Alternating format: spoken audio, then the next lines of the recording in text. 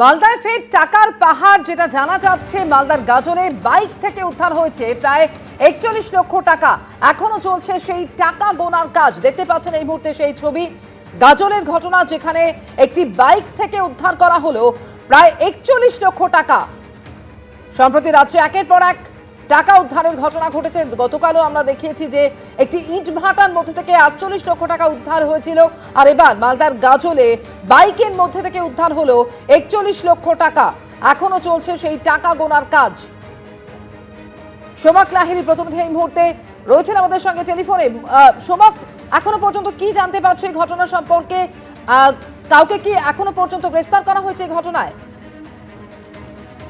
দেখো, কিছুক্ষণ আগেই ঘটনাটা ঘটেছে মালদার গাজলের রাঙাভিটা এলাকা, ১২ নম্বর জাতীয় সড়ক।